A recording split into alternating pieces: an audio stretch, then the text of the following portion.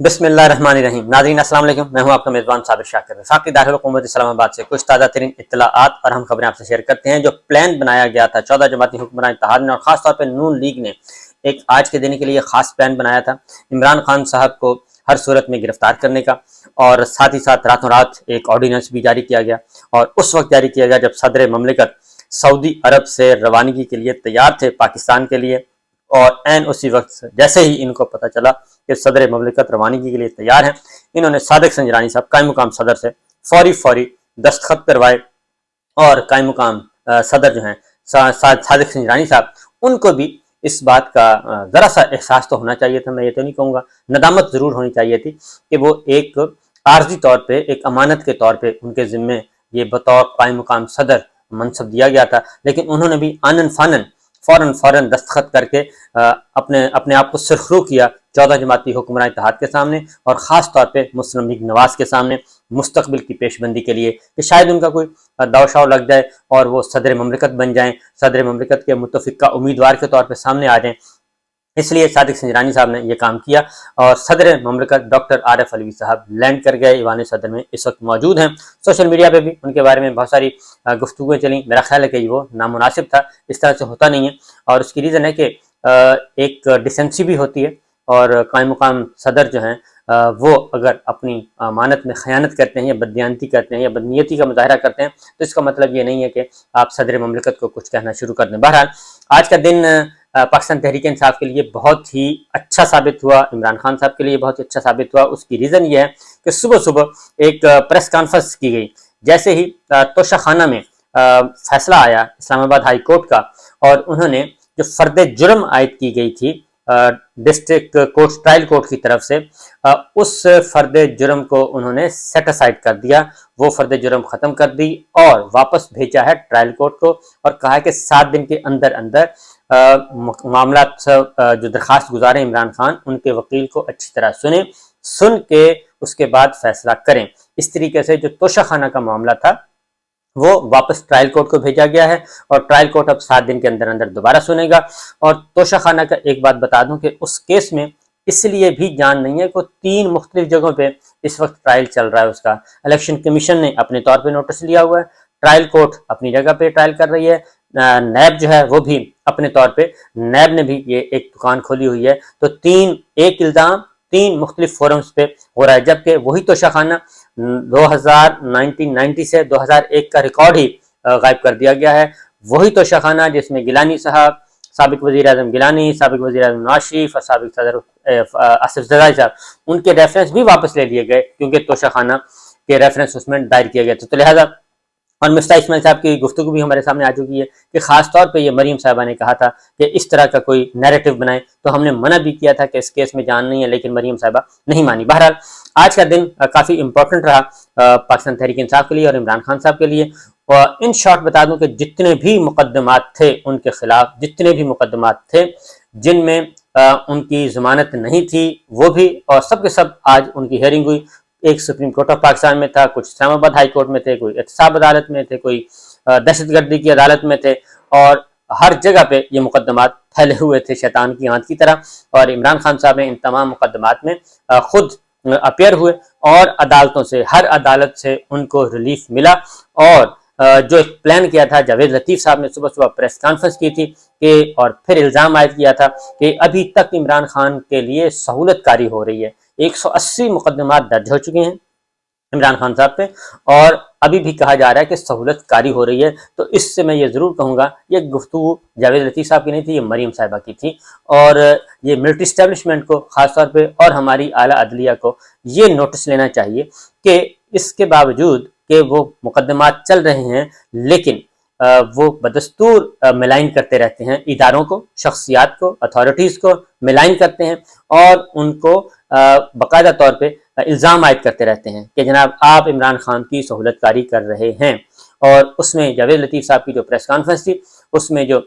Main theme تھا وہ تھا کہ ابھی تک عمران خان کو فوجی عدالتوں سے سزائیں کیوں نہیں ہوئیں، ان کو گرفتار کیوں نہیں کیا گیا، ان کے خلاف مقدمہ درج کیوں نہیں کیا گیا۔ تو یہ ساری باتیں آپ سمجھ جائیں اور سمجھنے والے بھی سمجھ جائیں کہ میرا خیال ہے کہ ابھی بھی نہیں سمجھیں گے تو کیونکہ یہ مریم صاحبہ کی خواہشات آپ پوری کرتے کرتے کرتے تھک جائیں گے، نواز شریف صاحب کے احکامات کی بجاوری کرتے تھک جائیں گے، لیکن یہ لوگ آپ سے مطمئن نہیں ہوں گے،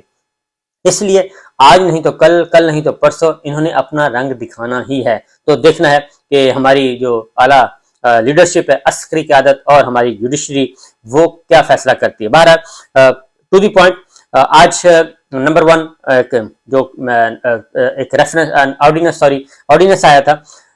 اس آرڈیننس کے تحت عمران خان صاحب کو، خاص طور پہ عمران خان صاحب کو سامنے رکھ کے کیا ہوا تھا کہ توشہ خانہ میں یا القادر ٹرسٹ میں عمران خان صاحب اور ان کی اہلیہ کو گرفتار کرنا مقصود ہے، اور ترمیم بھی کر دی گئی، لیکن جو آج عدالتوں میں اپیئر ہوئے تو ان کی تمام مقدمات میں ان کی ضمانت ہو گئی ہے۔ وہ کوئٹہ کا جو قتل کیس تھا اس میں بھی ان کی ضمانت ہو گئی ہے، اور راہداری ضمانت 14 جولائی تک ہو گئی ہے، اسلام آباد ہائی کورٹ سے ہو گئی ہے، لہٰذا اس مقدمے میں بھی ان کی گرفتاری کا کوئی خدشہ نہیں ہے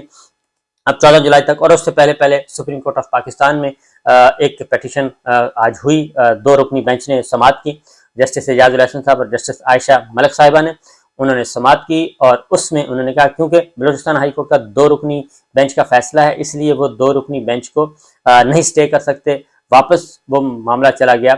چیف جسٹس آف پاکستان کی طرف، وہاں پہ ایک اپلیکیشن دے دی گئی ہے، نئی اضافی درخواست دے دی گئی ہے سردار لطیف خان کوسہ نے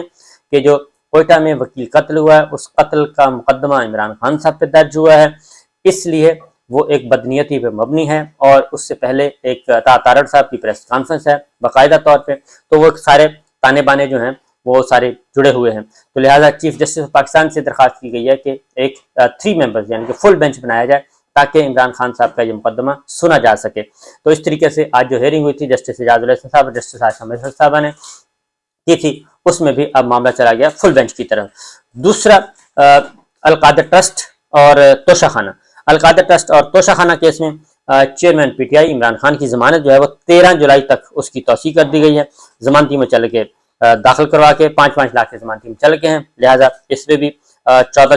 جولائی تک اب سکون.com ہے اور آرام سے ریسٹ کیجئے گا، کیونکہ جاوید لطیف صاحب کی بات نہیں سنی گئی، مریم صاحبہ کی بات نہیں مانی گئی، اور ساری کی ساری تیاریاں جو ہیں وہ ادھوری رہ گی۔ تو اس کے بعد جو امپورٹنٹ چیز ہے جی،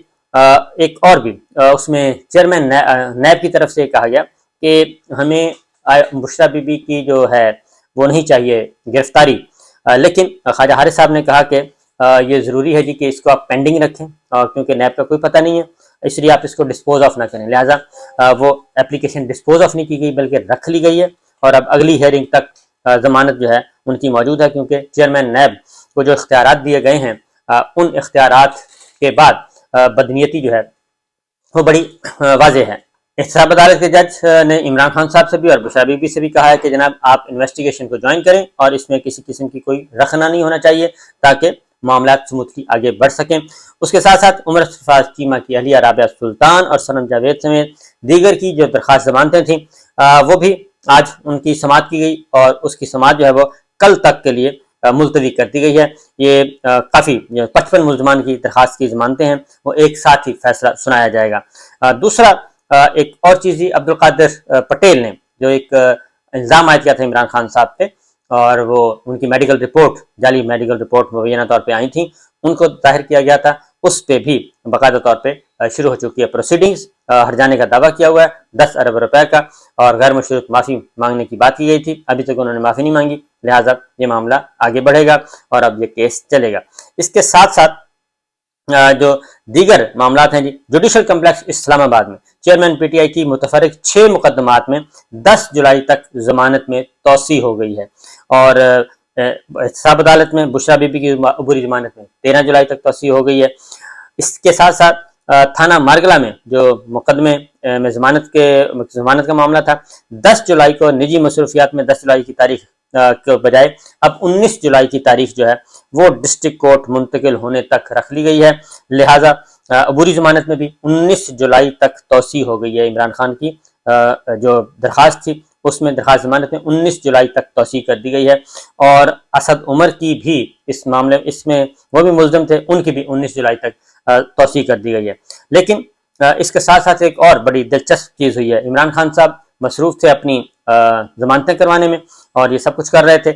اس کے ساتھ ہی اینٹی کرپشن نے بھی طلب کر لیا ہے، وہ الگ سے بلایا ہے، وہ میں الگ سے آپ کو خبر دوں گا۔ اس کے علاوہ اسد عمر صاحب نے وہاں پہ مختصر گفتگو بھی کی، عمران خان صاحب نے بھی گفتگو کی۔ وہ اس وقت نہیں، میں صرف آپ کو مقدمات کی بتا رہا ہوں کہ یہ از خود ایک بہت بڑی خبر ہے کہ اتنے سارے معاملات ہیں۔ پھر قتل کیس جو ہے، وکیل قتل case, chairman P T I کی 14 روزہ حفاظتی ضمانت منظور کر لی گئی ہے۔ بلوچستان میں جو وکیل قتل ہوئے ہیں وہ اسلام آباد ہائی کورٹ کے چیف جسٹس عامر فاروق صاحب نے کی، اور جسٹس میاں گل حسن اورنگزیب نے کی۔ ان کی درخواست، وہ ضمانت بھی 14 جولائی تک منظور کر لی گئی ہے، اور آلموسٹ 10 دن کے لیے۔ تو یہ معاملہ بھی خطرہ جو ہے وہ ٹل گیا ہے۔ اور اس کے ساتھ ساتھ ایک اور اپلیکیشن بھی فائل کی گئی ہے، وہ سابق آرمی چیف جنرل باجوہ صاحب اور جنرل فیض حمید اور عمران خان صاحب کے خلاف، کہ ان کے دور میں جو 29 سیولینز کا ٹرائل ہوا تھا فوجی عدالتوں میں، اس کو کالعدم قرار دیا جائے۔ یہ بھی ہوا ہے۔ لیکن ایک بڑی خبر جو آپ کے ساتھ میں شیئر کروں گا وہ ہے جو عمران خان صاحب کے ساتھ ڈٹے ہوئے ہیں لوگ،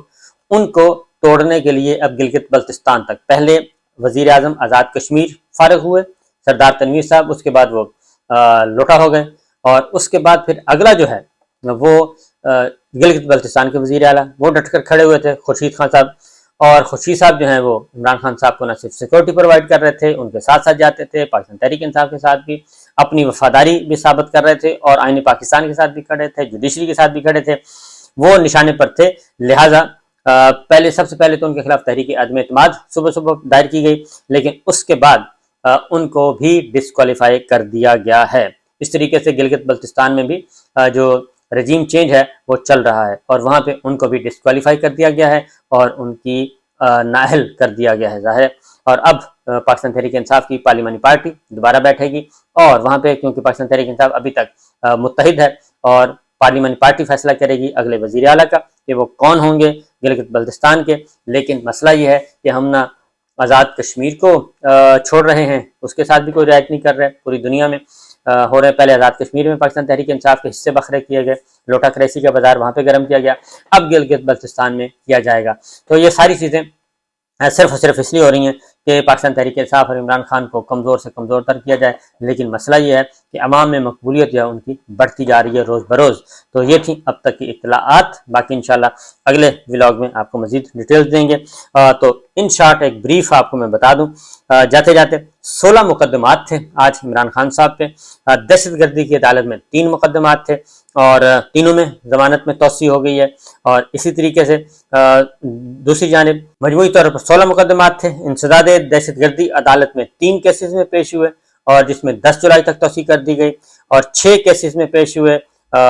دیگر معاملات میں، اس میں 10 جولائی تک توسیع کر دی گئی۔ ایڈیشنل سیشن جج سکندر خان کی عدالت میں 1 کیس میں پیش ہوئے، 19 جولائی تک توسیع کر دی گئی، اور ایڈیشنل سیشن جج فرخ فرید کے پاس 2 کیسز میں پیش ہوئے، 10 جولائی تک توسیع کر دی گئی، اور 2 مقدمات احتساب عدالت میں تھے، 13 جولائی تک توسیع کر دی گئی۔ تو یہ ایک پورے کے پورا